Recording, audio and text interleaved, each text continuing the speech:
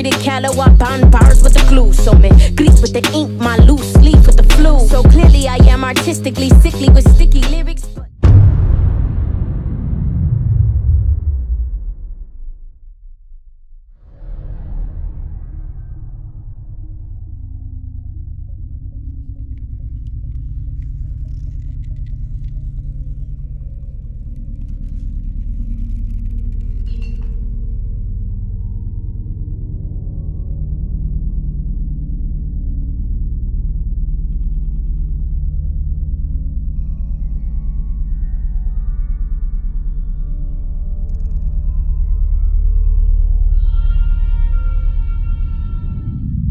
Journal entry 5. With the journal entries that I do, I wanted to have a journal entry on every project.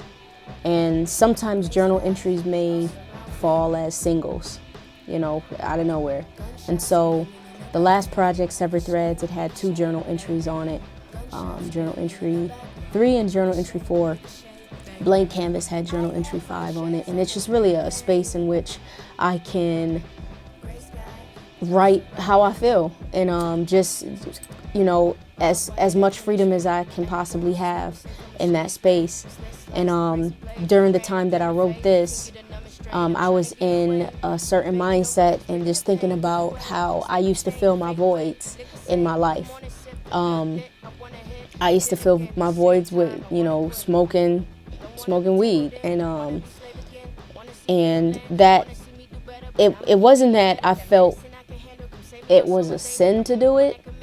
I just felt like it really took, like I was hiding behind it.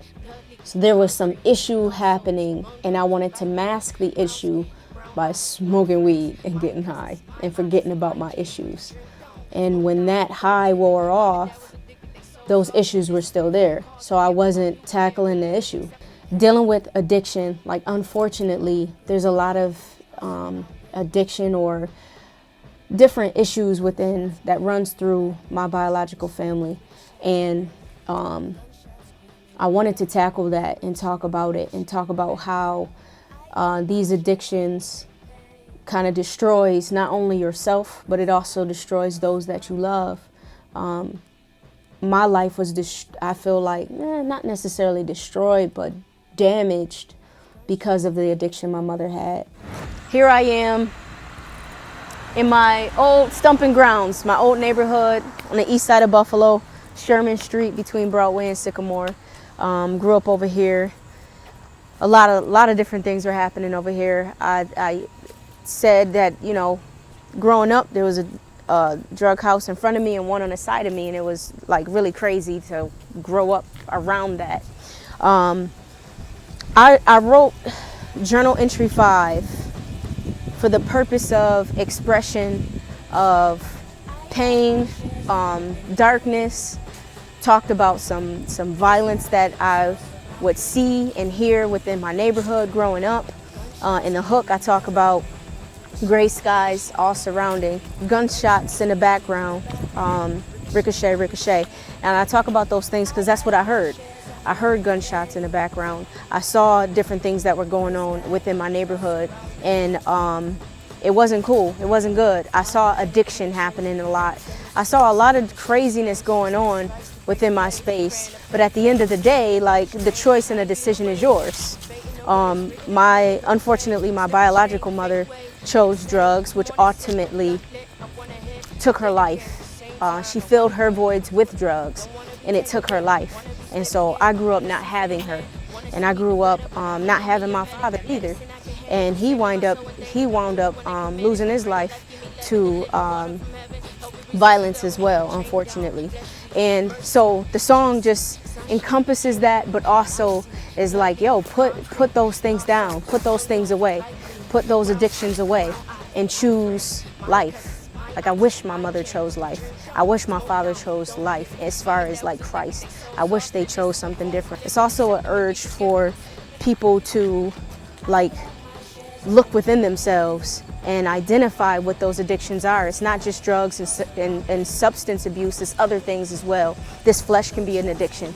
trying to consume certain things to make us feel good in the moment. That could be an addiction as well. Barbed wire that penetrate. My epidermis is never safe from machete sprays. Slit slice the razor blades. Praying the pain to fade. Continue to numb and strain. I'm trying to get away.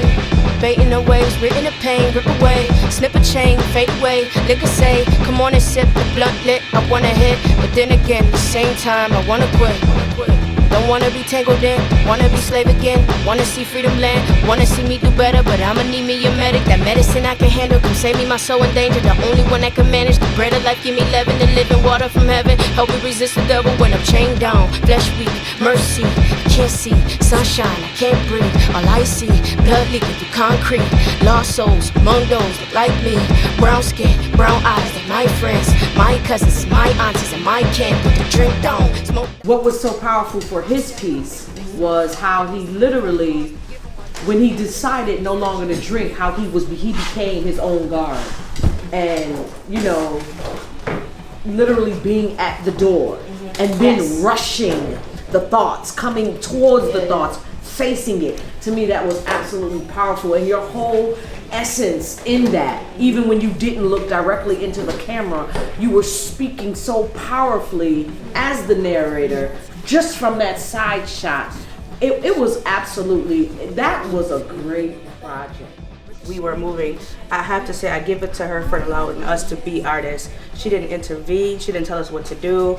It was times where we both like, listen, I'm gonna go over this way. I'm like, I'm gonna go over here. You feel what you need to feel to get from it. I'm gonna take what I need to take from it. And her lyrics just made it so much easier. We were able to take her words and just let our body talk for us. And she did the actual lyrics. So like, she gave us that space. Like, I just wanna thank you for allowing us to be creative and not invade our space and just let us be able to, you know, trust in us to get your story and your words out. So that was awesome for me to be a part of that. So I like these two things that you and Alonda said. The one, like you said, your life is like a blank canvas and your actions are like the paint or the art on there. So you make that decision on how you're going to allow things in your life. Maybe it wasn't an addiction, maybe it was just some unfortunate circumstances that happened in your life. You allow, or you make that decision on how you're going to allow that to affect your life moving forward. And then what Alonda said was she's empowering herself by serving others. So that was her choice to do that, you know, and I just got encouraged by that because it helps me to keep going and to see that there's a greater purpose, you know, and God can help us do that in the lives of other people, you know. Absolutely. The thing that impacted me is in your song, I don't know if it was this one, but the one that you were doing live, but the one thing that you said is, it's time to talk about it. And I feel like you not being silent anymore and telling your story and showing people like, no, my life wasn't all roses and flowers, and it is time to talk about it. Even in my family, it's just time to talk about some things. And I feel like as families in different households, it's really time to talk about certain things so that the next generation can have a better hope and a better future. So thank you for not being silent. Thank you for acknowledging our need for God and our need for community. It's through Him and through each other that we can overcome. And just thank you for stating that publicly. Sometimes that's hard to do. So thank you. God was the reason I was able to shift and, you know, have my life be changed. And instead of filling my voids with substance, I was able to fill my void with God. It's really the principles of the Bible. It's really understanding what your purpose is. It's really understanding like how to live your life and be at peace and have understanding. And then at the end of the song, I'm urging people to like, yo, switch it up. Like give up those addictions, especially if it's deteriorating you and your family, and like serve God, like be forgiven, you know, let it go. Like my mom and dad, they died from addiction basically. I wish they chose something different, but they didn't. But while we're here living and breathing, we have a choice to be forgiven. That's Journal Entry 5. Gunshots screaming in the background. Ricochet, ricochet, bang bang. Gunshots screaming in the background. Ricochet, ricochet.